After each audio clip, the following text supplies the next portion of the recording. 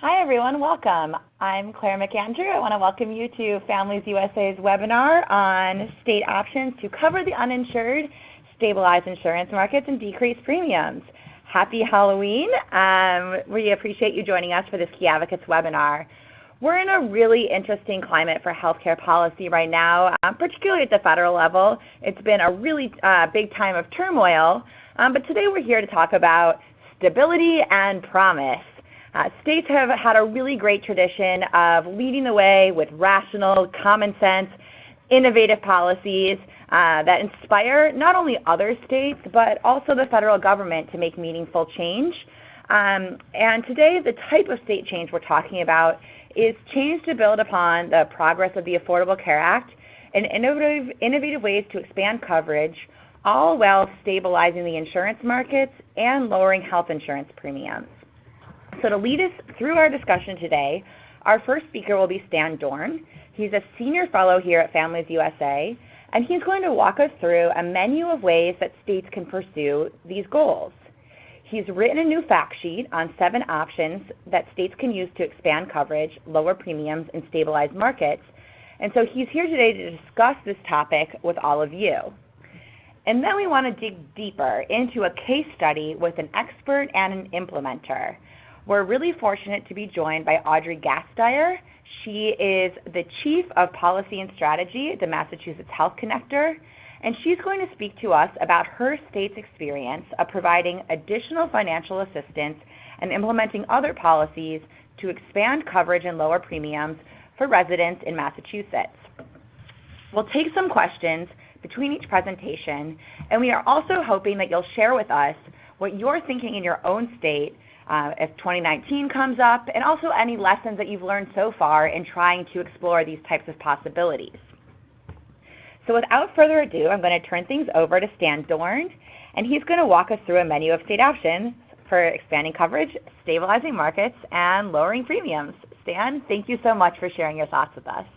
Thank you very much, Claire, and thanks so much everybody for joining us this afternoon or evening, wherever you are in the country, and I'd like to wish everybody a happy Halloween. Hopefully this won't prove too scary over the next couple minutes. Just a few words about a basic perspective. Elections are coming up very soon, and we will have new leaders in state houses all around the country, and potentially some pretty dramatic changes, which open the door to positive policy directions. And particularly if we can articulate agendas early, find champions, put together coalitions, the opportunities for progress are significant. And there's lots of different areas for progress in healthcare. We're focusing on just one.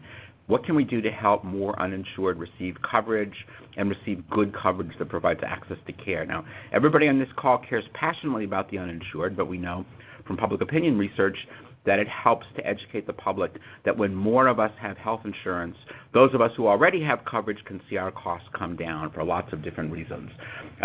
Despite the progress achieved by the Affordable Care Act, we all know that the individual market, which has never been a walk in the park, remains challenging for a lot of people. Premiums are high, deductibles are high, and so some people, including the Trump administration and some of its allies, have used this as an opportunity to put forth a vision of slowing cost growth by authorizing health insurance companies to sell coverage that doesn't meet people's needs and that excludes people who have health problems.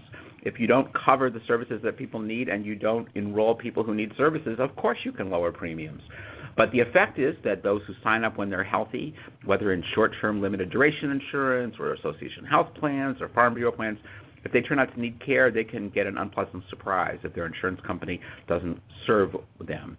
And the remaining ACA individual market can be destabilized by these competitors that sweep away the healthy risks. So there's another vision of improving the individual market that we're going to talk about today, which says that you don't have to throw people with pre-existing conditions under the bus to lower premiums in the individual market. Instead, you can make sure that young and healthy people enroll along with people who need health care, and you can make sure that you run your exchange in a really smart way. And we are so excited to have Audrey Gasteier with us today, who epitomizes a state of Massachusetts that does both of these things incredibly well. The bottom line is we can make the individual market work a lot better without taking away the services that people need. let's see, here we go. One important thing to talk about is the way that premiums come down in the individual market when more people enroll is that young and healthy people who have currently not signed up for coverage sign up for coverage. So it helps to know who we're talking about. And it turns out that the vast majority of uninsured adults under age 35 whose incomes are too high for Medicaid, the vast majority of them have incomes under 300% of the federal poverty level, which, not by coincidence, is the cutoff point for the supplemental premium subsidies and cost-sharing assistance that Massachusetts provides. So in other words, if you want to get young and healthy adults in the market, to paraphrase Willie Sutton's, the saying ascribed to Willie Sutton, you have to go where the young and healthy uninsured are, and that's under 300% of the federal poverty level. So now a lot of the things that people want to do to improve the individual market and increase the number of people with coverage require changes from the ACA's detailed rules around individual insurance and premium tax credits and so forth. Such changes can be made through 1332 waivers. The administration came out with some really problematic guidance last week around 1332 waivers, and one piece of that was they made clear that they're going to apply an ideological litmus test in judging the acceptability of many waivers. They're not going to accept efforts to expand the public sector's role, for example. But there's a deeper barrier that lurks at the heart of Section 1332, and that's the financial guardrails in the statute. As interpreted both by the Obama administration and by the Trump administration, these guardrails mean that federal budget neutrality is assessed based on aggregate costs.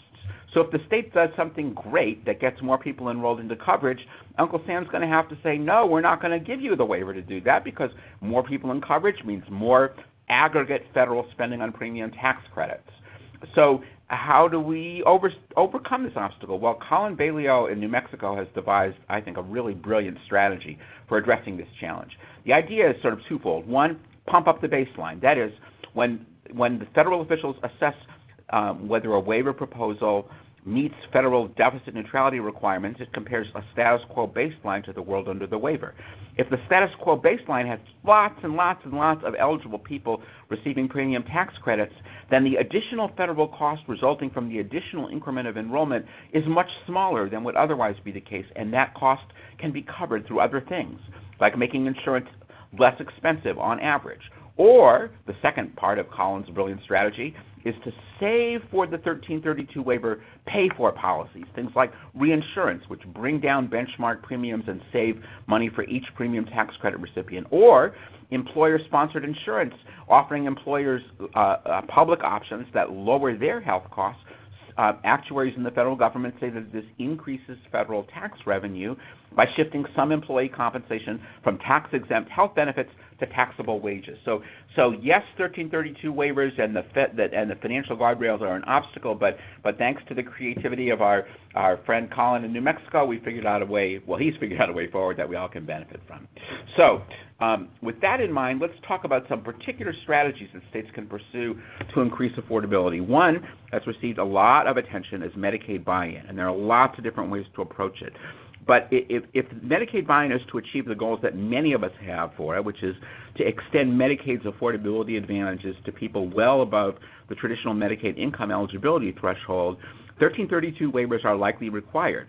Because if all you do is plop down a less expensive Medicaid-based plan into the exchange, that could lower the benchmark premium, the second lowest cost silver plan, lower premium tax credit amounts, and have the unintended effect of making care and coverage more expensive for low and moderate income people rather than less expensive. Now, that can be overcome with a 1332 waiver that changes the rules for determining the benchmark, but then you run head-on into the problem of more enrollment, aggregate federal costs going up, and how do you meet the federal deficit neutrality benchmark, guardrail rather. Well, the way you do that is, as we discussed earlier, pump up the baseline and save things like reinsurance to pay for the Medicaid buy-in and the resulting increased coverage.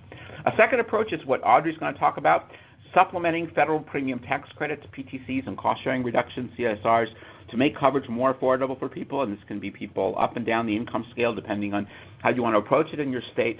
One thing that I wanted to talk about, though, is financing. Massachusetts and Vermont both obtained some federal matching funds for the supplemental affordability aid as part of renewing pre-existing Medicaid waivers. It may not be easy for other states to access such federal funds, so how do you pay for it? Well, it's going to vary by state. Some states may be able to access general fund dollars, or in some states, particular nominally nonprofit insurers or hospital systems may have angered policymakers and because of large reserves and executive salaries, and so they may be targets for funding streams. But I have to wonder whether there's a possibility of a win-win financing mechanism here where we could use provider donations and taxes. And here's the idea.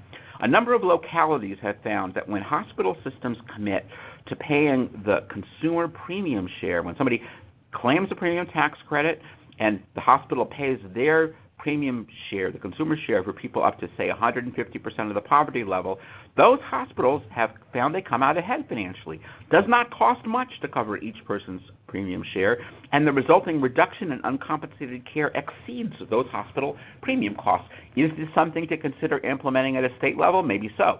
Now, some hospitals would win, some hospitals would lose. On balance, hospitals would probably come out ahead. One thing to think about is, can the hospital association be used to shuffle money among its members so that nobody loses and some win? That would protect the state from potential liability under Medicaid donations and taxes rules. A third approach is to use the Affordable Care Act's basic health program option to make coverage more affordable for people under 200% of poverty. As I think most of you know, a state that implements BHP takes people under 200% of poverty out of the exchange and puts them into state contracting coverage, which can be much more affordable than what's in the exchange. So New York, for example, says up to 150% of poverty, no premiums, no deductibles. Between 150 and 200%, no deductibles. $20 a month in premiums, much, much more affordable coverage. And as you can see, enrollment skyrocketed once New York implemented BHP. The group of people who shifted from qualified health plans and federal subsidies to the much less costly BHP, the number more than doubled over the course of 4 years, even as other people receiving coverage to the exchange, either with continuing premium tax credits or with incomes too high for subsidies, enrollment remained pretty much stable. So we had a natural experiment that showed, guess what? You make coverage more affordable, lots more people sign up. The final approach we're going to talk about is reinsurance, which I'm sure is familiar to many of you. The core idea is that reinsurance dollars substitute for premium dollars in paying certain claims that the insurance company covers in the individual market, and naturally, this brings down premiums, potentially by a lot. In Minnesota, we saw the premiums go down 20%. In Maryland, we saw it go down by 30%. Now, you need to think through carefully whether this makes sense in your state. You have to think about the politics, what's possible. Insurance companies tend to really like this. Some consumer advocates wonder, well, is this really the best use of money?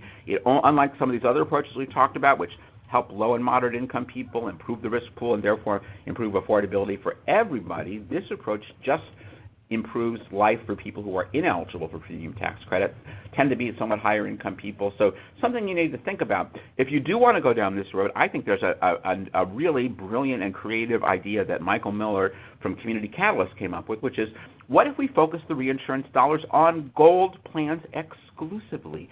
States couldn't get federal pass-through dollars to help offset those costs. But even so, that kind of focus would substantially lower the premium costs of gold plans, which have on average a $1,200 deductible compared to a $6,000 deductible for bronze. That could lower gold costs to silver costs, maybe to bronze. It could substantially improve access to care for people above 200% of poverty, whether PTC recipients or not. So it's worth serious consideration, I think. All of that is in the area of improving affordability, but we should also think about streamlining and facilitating enrollment. And approach number one in this area has to be funding additional help, person-to-person help for consumers to enroll into coverage. There's a lot of evidence that shows how important this is. A lot of states provide this in their exchanges. They fund it in many cases through doing surcharges on the premiums of exchange plans. Alas, the federal government has slashed funding, both for consumer assistance and public education, in the states served by the Federal Enrollment Platform, the healthcare.gov enrollment platform. If you're in one of those states, it may be worth thinking about having the state create its own program to provide assistance to consumers and public education. And one thought about, and I think a win-win possibility for funding may be available in this case as well. Suppose a state covered these costs by surcharging exchange plans, or potentially all individual market plans. That would bring business into these same carriers that offer the coverage, but it would also let them cover the costs of signing up for insurance, the cost that otherwise they would pay through agents and broker commission fees. It lets them do that outside the MLR calculation, the medical loss ratio calculation. So it really may be a benefit to them. The final area that I'm going to talk about in terms of how expediting enrollment involves leveraging the tax filing process to help people enroll. When I was at the Urban Institute, we found that an incredibly high percentage of the uninsured who are eligible for Medicaid or premium tax credits file federal income tax returns. We found that if you looked at the uninsured before the ACA took effect who would qualify for subsidies, 73% of them filed federal income tax returns, including 88% of people who qualify for premium tax credits. So, I mean, going back to Willie Sutton again, how do you find why use taxes? Because that's where the uninsured are. So one possibility would be on the tax return, the state income tax return, let an uninsured person ask the state tax agency to share their relevant information with the health agency to see whether the person qualifies for the uninsured tax filer, qualifies for Medicaid, premium tax credits, etc. If the person has income eligible qualifying them for Medicaid or CHIP, they can be enrolled right away. Otherwise, they could get a brief special enrollment period at tax time. If at the end of that special enrollment they haven't signed up and there's a plan available for them that costs no more than their premium tax credit, perhaps policymakers could think about going as far as possible towards default enrolling people into essentially free coverage. Nationally, 54% of the PTC eligible uninsured, millions and millions of people, have access to coverage that costs no more than their PTC, and they're not signed up today. You could turbocharge this approach if your state also provided supplemental PTCs, because that would mean more people would have access to effectively free coverage. And you could also do what Maryland is proposing, namely implement a state individual mandate and do it in a way that doesn't just penalize people who are uninsured. It says if you are still uninsured right now and you owe a penalty, you can turn that penalty into a down payment that helps you enroll into coverage.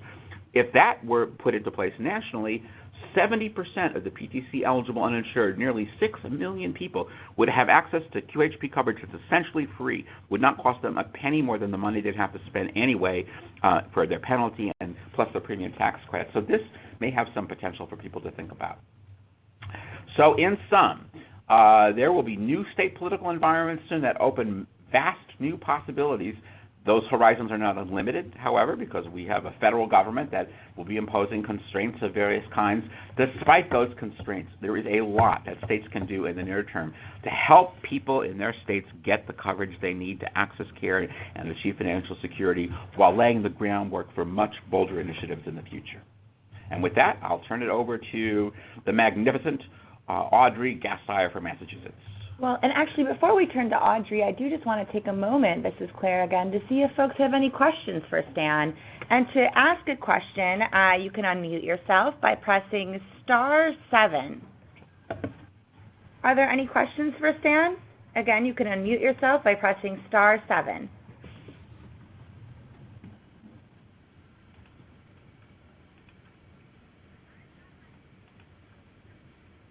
I won't bite, I promise.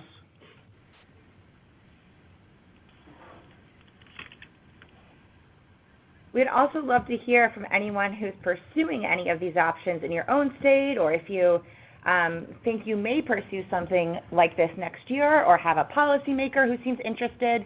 If you have anything to share, we'd love to hear it.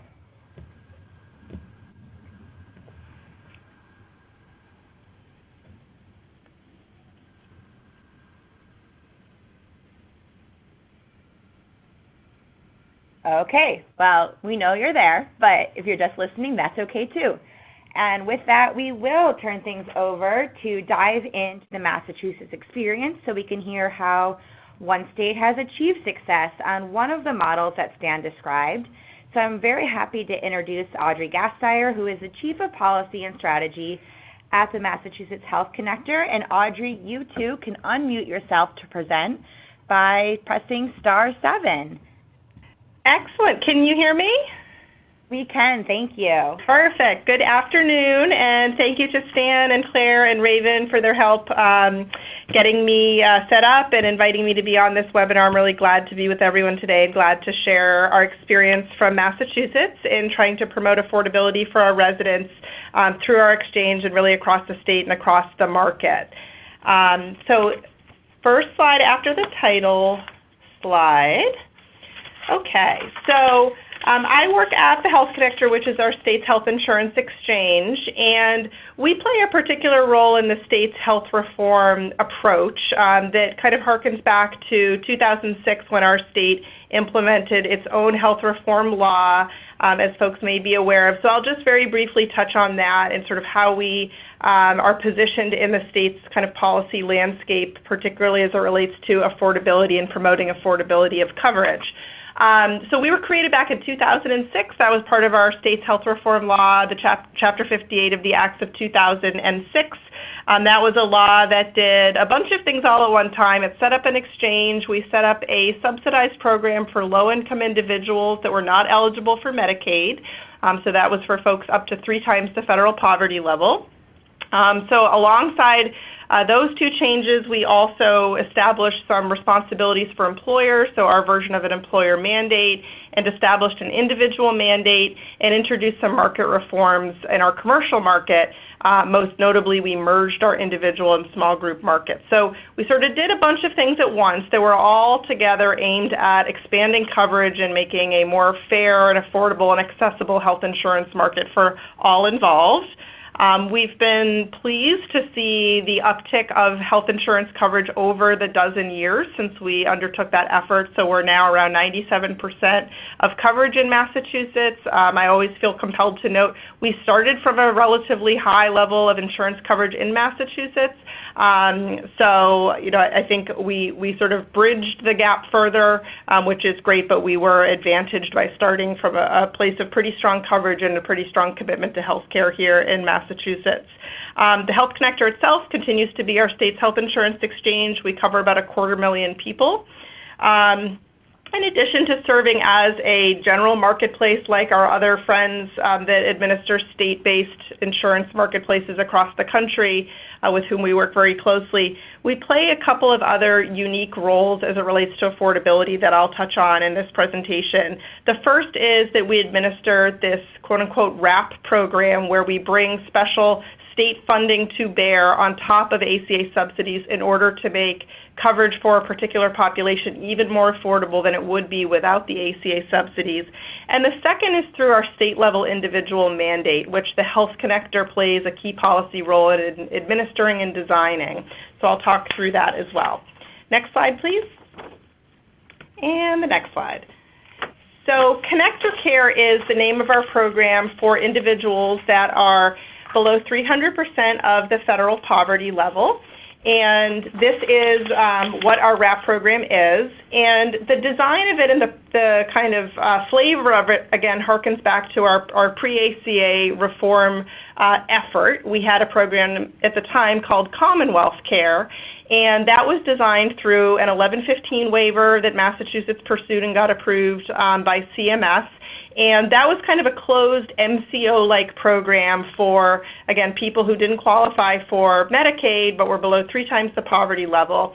And through that program, we established an affordability schedule. So for various income buckets within the eligible population, we established sort of an expected enrollee contribution towards premium and established a cost-sharing schedule as well for key services. When the Affordable Care Act came along, Massachusetts made a decision to ensure that its population was, quote-unquote, held harmless by that transition. We wanted to make sure that that population had access to the same type of premium contributions and cost sharing that it had prior to the ACA, but there was sort of a disconnect because the ACA subsidies were less generous on both the premium and cost sharing side than what we had brought to bear here in Massachusetts. So we sort of reverse engineered a program using ACA subsidies, APTC, and prior to their non-payment starting last October, cost-sharing reductions. And we built a WRAP program around those subsidies through the ACA and spent state money to kind of bring the cost, both from a premium and a cost-sharing perspective, down to where it had been already.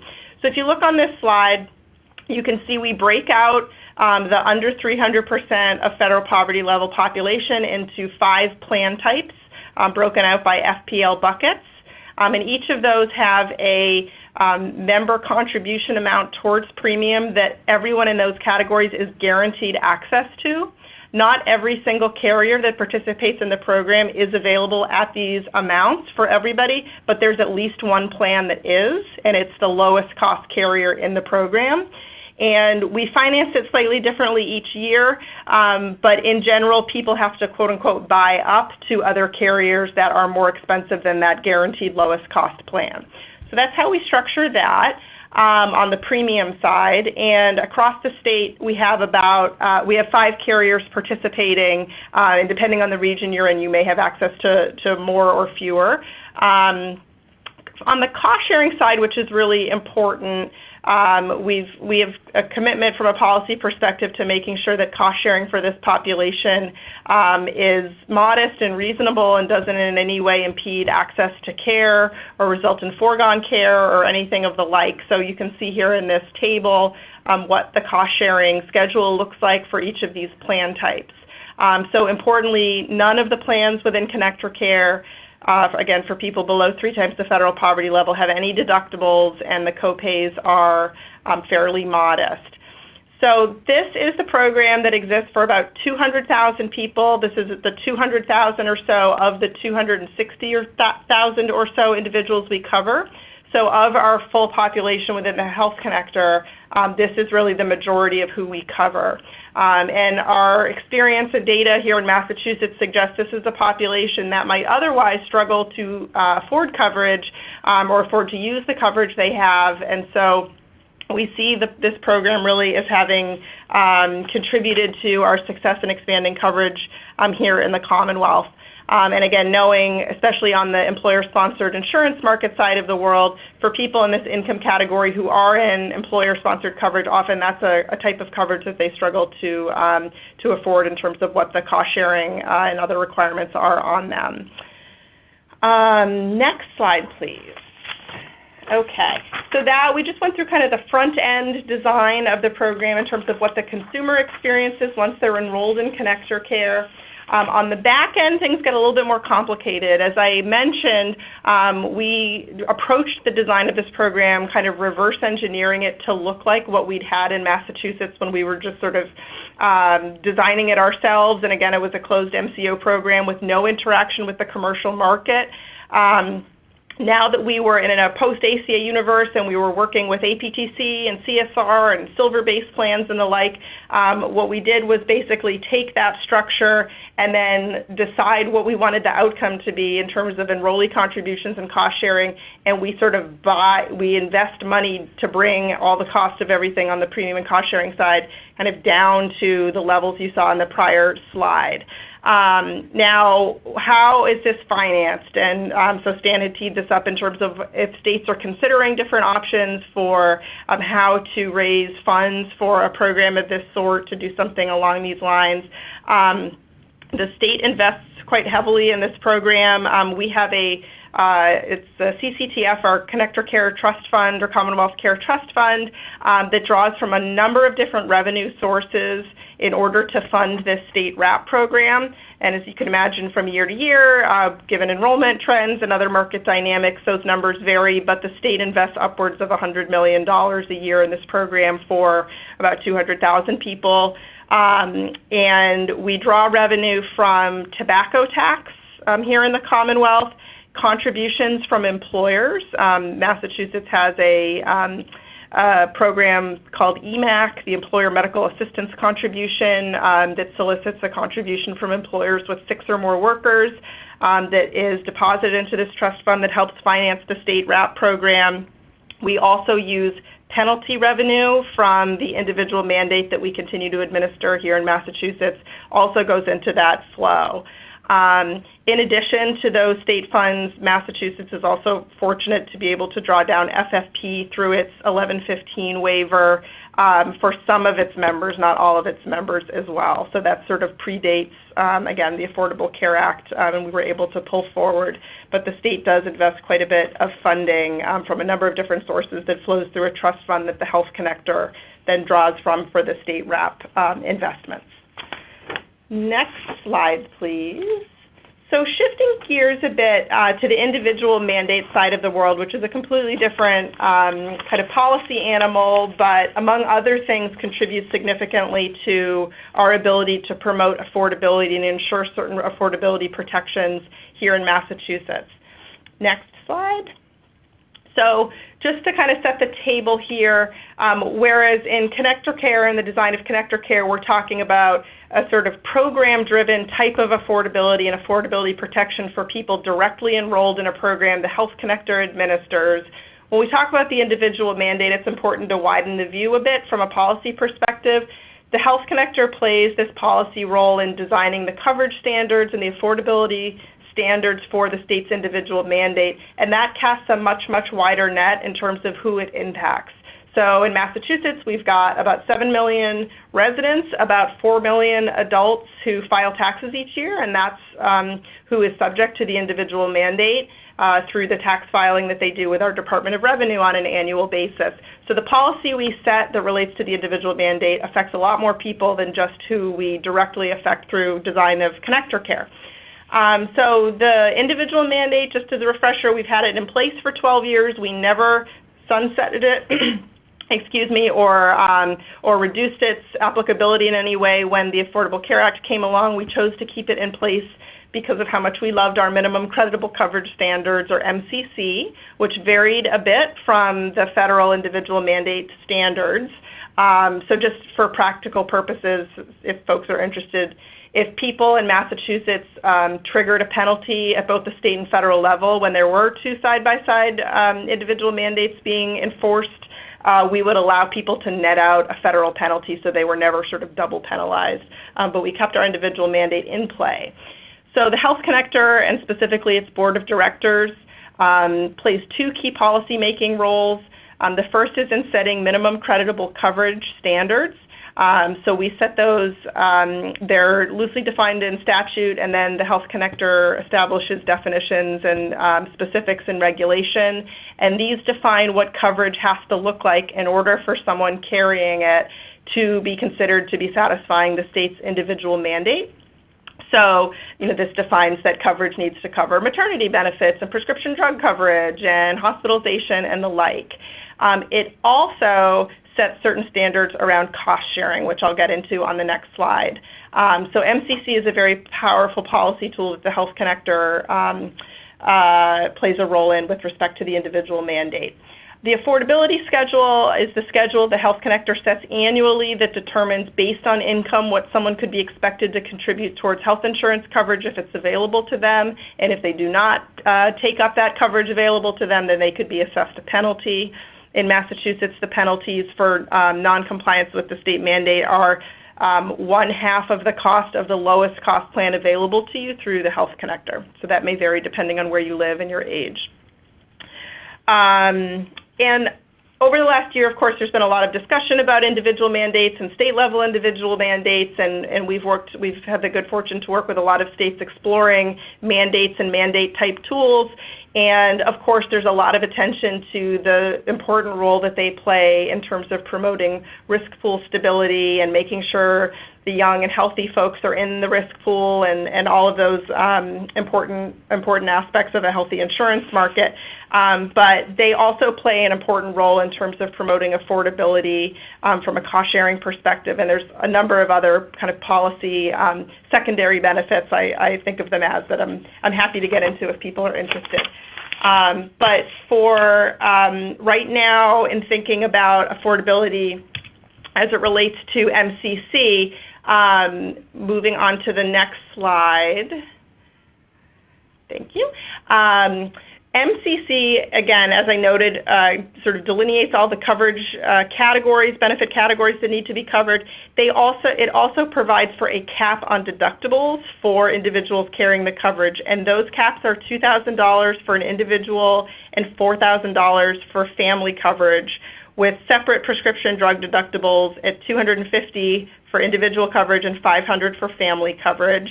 There are also maxes for out-of-pocket expenses as well.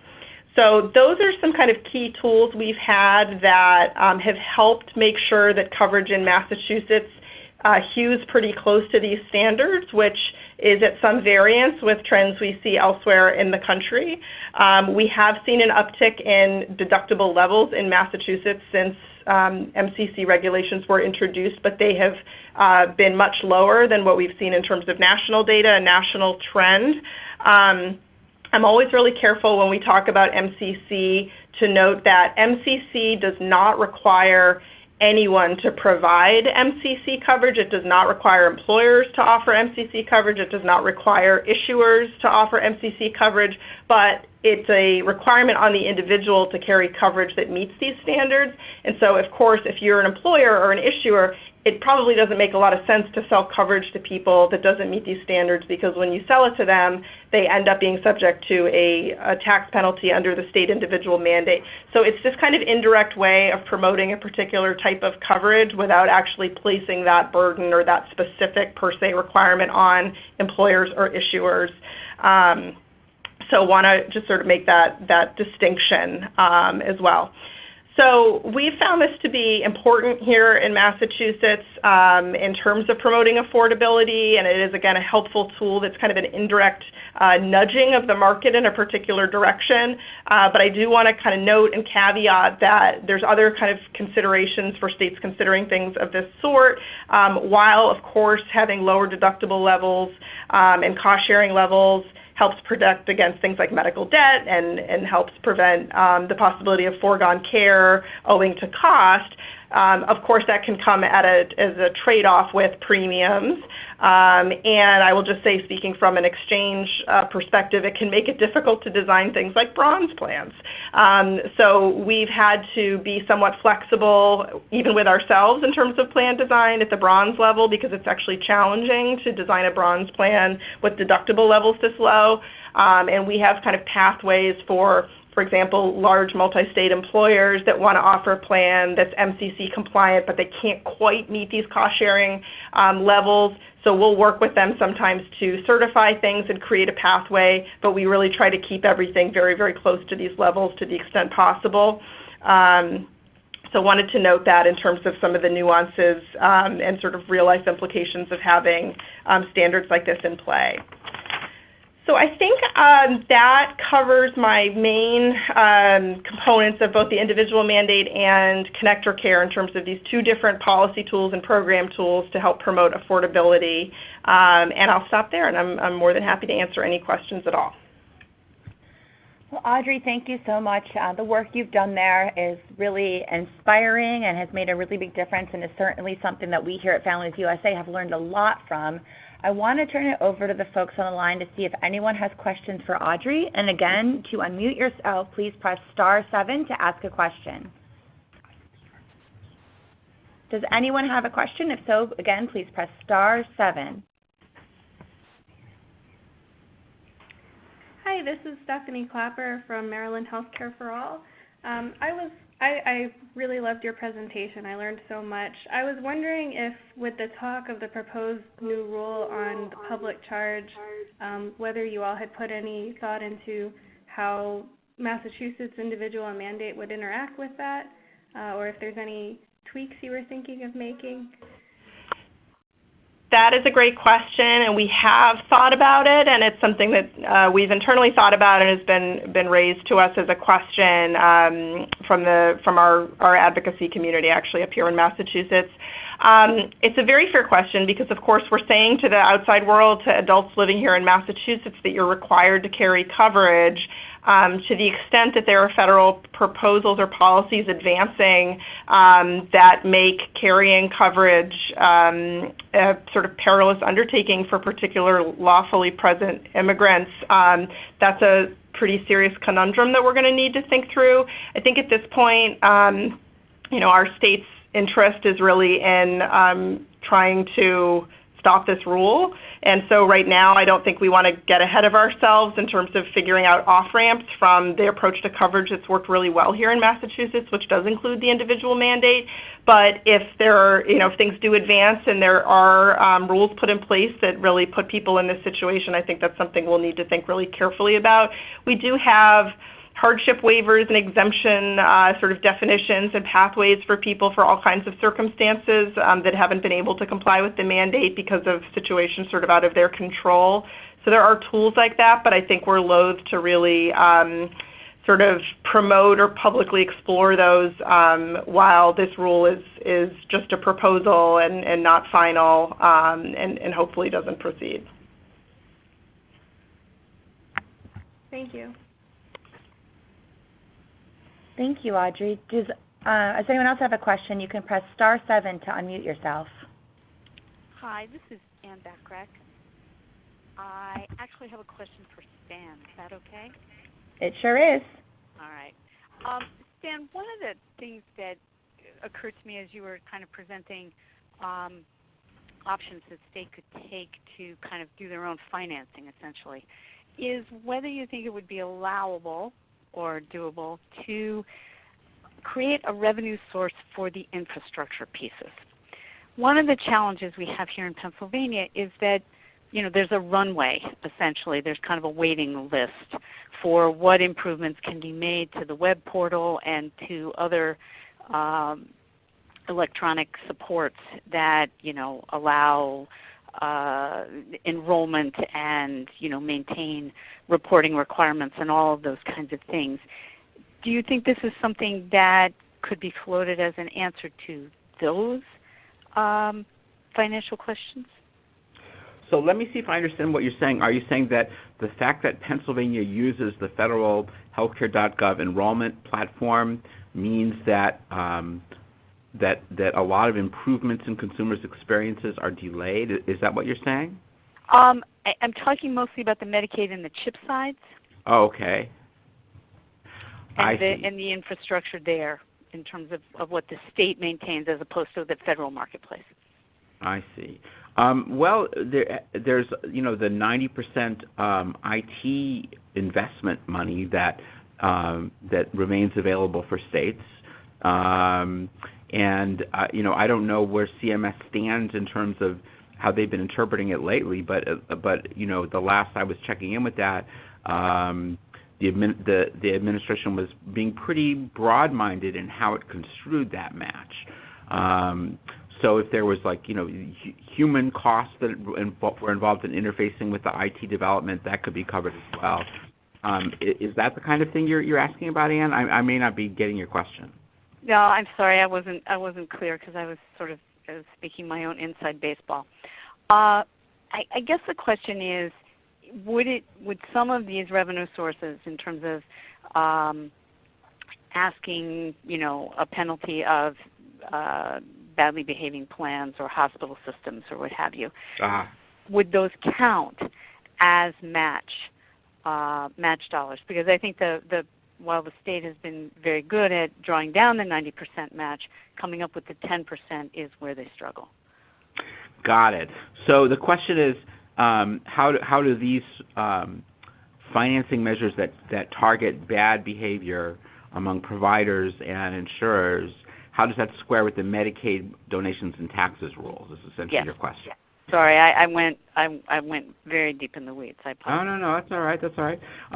So, as I understand those rules, the main concept is that a tax has to be broad-based. It has to affect all of the entities within the relevant class.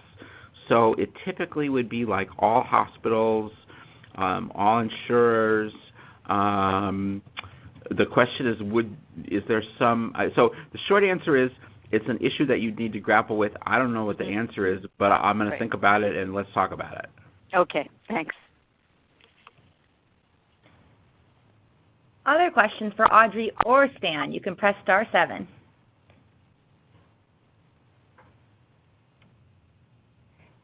In addition to questions,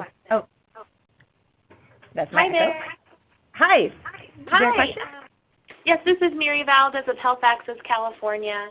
And this is a question for our Massachusetts presenter. Thank you so much for your presentation, and I also learned a lot. I'm wondering if you could talk to me about how you settled or chose that the RAP program would be for 300% FPL and below, if it was more political or if it was just like a budget thing, that's what politicians at the time, like kind of walk me through 300% below. Yeah, that's a great question. So it really goes back to the beginning of state-level health reform here in Massachusetts, and I can do some investigation around why 300 was picked. Again, that was done through an 1115 waiver, the original program we set up that the WRAP program ended up being designed to emulate. So again, at the time there was a program that was decided to be for people up to 3 times the poverty level that were not eligible for Medicaid. I think my guess, if I can go on a limb, is that was the population that the data suggested was sort of most vulnerable to uninsurance, that were kind of not eligible for Medicaid but still low income, probably not able to afford something on their own in the individual market, which at the time was very high cost. It had not been merged with our small group market. There was no individual mandate, so the people in that market were probably higher risk. There were probably dynamics where people in that population were struggling with offers of employer-sponsored insurance, and even if they were offered it, it was probably difficult for them to afford to use it. So that's my sense of kind of why it got pitched generally around that area, and there may have been constraints with respect to the negotiations with CMS around what they would fund through that 1115 waiver. I can do some more digging into the history of that. Then I will say definitively, when we designed the WRAP program for 2014 and forward on top of the ACA subsidies, the state basically wanted to say, we already made this fairly generous program available to people up to 3 times the poverty level. We don't want to kind of unwind what we've offered to them, and if we had just gone wholesale ACA subsidies, the people under 3 times the poverty level would have had a decline in their affordability, in terms of subsidy levels. So the state was basically saying, we're going to hold that population harmless. That leaves this kind of awkward in-between category, which we alone here in Massachusetts call the APTC only population, between 3 and 4 times the federal poverty level, who have just that APTC and no state help. We see that population really struggling, frankly, with affordability. They're kind of this betwixt and between population, but I think the state did not, at least at the time as we approached 2014, feel that it had the resources to extend the WRAP program up higher the FPL chain than it already did pre-ACA. So I'll do some more digging into the original origins of the 300 cutoff, but that's kind of the 12-year history around why that has continued to be this kind of magic number here. Thank you so much. Sure. Other questions? Hi, this is Janet Varon from Northwest Health Law Advocates in Seattle, and our state definitely has an appetite for doing something to improve affordability. And I'm very interested in how Massachusetts kind of placed its WRAP plan in the context of the market. Mm-hmm. Can you talk about whether there's a selected insurance plan, and also about how the competition works with this plan, really offering a better deal than other plans, if that is the case? Absolutely. So that is a very good, astute question. So the program itself exists inside of the commercial merged market where the Health Connector exists. The connector offers 9 medical carriers on its non-connector care shelf. So actually in Massachusetts we have a requirement that any carrier that has more than 5,000 lives covered in our merged market has to at least make a bid to offer plans through the Health Connector. So that's why we have basically every carrier on our shelf, so that's good. We do not require every carrier on our shelf to be in connector care. We say that we have the right to select anyone to be in connector care, but we use criteria, and I'm happy to share this with you, in our RFR for our products, which outlines connector care for the following year. And we say that we will select carriers that provide a particularly good value and have historical experience serving this population, so sort of a lower middle income population. That has typically been the Medicaid MCO carriers that we worked with pre-ACA.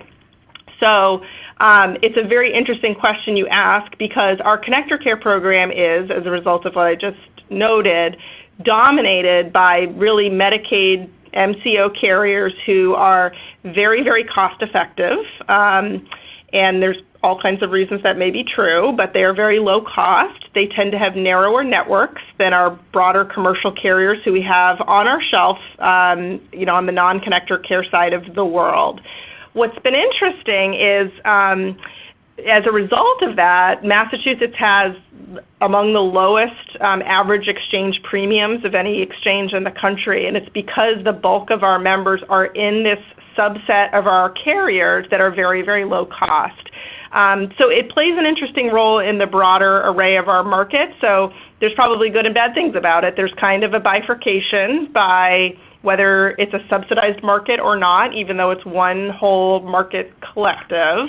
However, having those Medicaid MCO carriers competing aggressively in connector care to try to be the lowest cost of those lowest cost plans has positive spillover effects in the rest of our market. So for example, our unsubsidized market and our small group market shoppers have access to these incredibly low cost plans on the silver tier. And when we look at the enrollment trends for our unsubsidized enrollees and even our small group enrollees, they like those plans. They are price-sensitive shoppers, again, individuals and small groups alike, and they are buying essentially these sort of narrower network Medicaid-type commercial products. So it's a very, very interesting interaction, not without its complications and challenges, but it's been an interesting market dynamic to watch unfold. Does that help? Yeah, thank you. And I'm just wondering whether, so that the state is not the qualified health plan. The state is just making a deal with selected qualified health plans. Is that the way? That's correct. Yep. And there's no federal complication there? Nope, there's not. It's just a base silver plan, and then we're just doing something special on top of what would already be happening there with respect to APTC. Okay, thanks so much. That's very Sure. Good, and I'm happy, if you want to follow up, please feel free to reach out. I'm happy to provide more information. Thank you. So folks, we are getting close to the top of the hour, and this has been a very robust and hopeful conversation, and so we are going to have to move forward. I want to note that Audrey has provided some appendix slides, and we will circulate the slides after this because there's some additional information you may find helpful. And Audrey's been so generous with her information, so we really appreciate that. And if you want to follow up, you have contact information in these slides. We also do want to let you know that our conference is coming up, the Families USA Fighting for America's Families Health Action 2019 Conference. It takes place here in Washington, January 24th through 26th. Health Action 2019 registration is now open. We will be discussing many more promising forward-looking policies, as well as, of course, discussing our defensive strategies to keep healthcare strong. The administration will have some additional surprises coming our way in 2019, we know. So we hope you can join us for more strategy sessions just like this. If you do have additional questions, please reach out to us. Stan is here to work with you one-on-one. We can continue to connect you with Audrey. We know she is very busy working at the connector, but she's been very generous with her time and expertise. So Audrey, we really do thank you. You can tell how much people appreciate your wisdom and how many questions there were for you. You've really inspired us to keep looking forward. If you want to reach out, you can contact us at info@familiesusa.org. You can also find the fact sheet we mentioned today with Stan's 7 options on our website listed there, and you can always find us on Twitter and, of course, on Facebook. So we really appreciate hearing from all of you. As you explore these things this year in 2019, keep us in the loop. We want to be featuring all of the good work you're doing. We really appreciate you taking time to talk about this forward-looking policy because we know we spend a lot of time doing defensive work, but we believe that offense is our best defense, and we always do have to keep pushing forward on the positive. So thank you for taking some time out of your day. We're here to support you, to strategize, to work on policy, so reach out at any time. And thanks again to our excellent speakers, Stan and Audrey. Have a wonderful day.